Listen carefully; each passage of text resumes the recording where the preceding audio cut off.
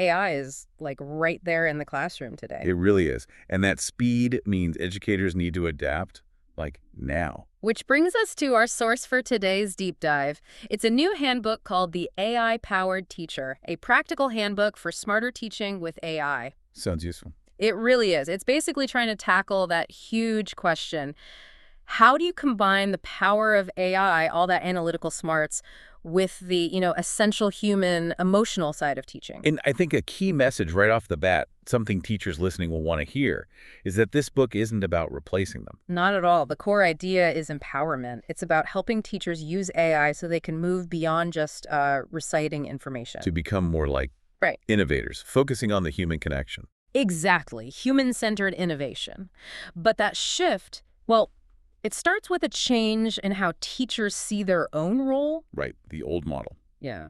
The sage on the stage, where the teacher just talks and students listen. Yeah, that model's really becoming outdated, structurally speaking. We're moving into something much more dynamic, a sort of ecosystem. An ecosystem Yeah. involving humans and machines working together. Precisely. The teacher's role shifts. They become more of a curator, a facilitator, a mentor, navigating this new landscape. So let's contrast that. Yeah. Traditionally, a teacher would, deliver the lesson plan, grade everything by hand, teach the same way to everyone. Pretty much, yeah. A one-size-fits-all approach, often. So what does the AI-era teacher do instead? How is it different day to day? Well, they're designing learning experiences with AI. They're using AI tools to get instant feedback, see analytics on how students are doing. So using data more effectively. Yes, and crucially, using those AI insights to personalize the learning path for different students. You're less the fountain of all knowledge. And more the guide. Exactly. You become the guide through this, frankly, overwhelming amount of digital information and tools.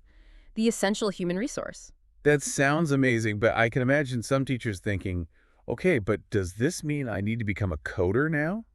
Or some kind of AI expert? That's a fair concern, but the handbook really stresses that deep technical skill isn't the main thing. It's more about a mindset shift between, 5 or 6 different AI apps. Right, the toggle tax, wasting time switching windows. Exactly. So you need some kind of unified hub, a command center. The authors talk about this idea of an e-notebook. They mention a tool like the Twesney notebook as an example of this kind of integrated space. And a key feature of that kind of hub seems to be this multi-AI search. What's that about?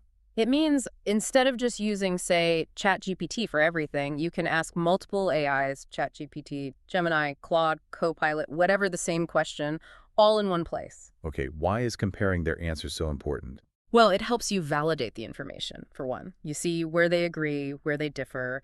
If you're creating lesson content, you can compare different explanations or analogies they suggest. So you get richer options, and you're less likely to just run with the first thing an AI spits out, which might have flaws or biases. Exactly. It shifts you from just generating content to actively curating it, which is a much more critical, thoughtful process. Handbook adapts, which I think sums it up perfectly. AI will not replace teachers, but teachers who use AI will replace those who don't. Wow. Yeah. That's really quite direct. It is. It's about adapting, not necessarily mastering the tech itself. It's an urgent call, really.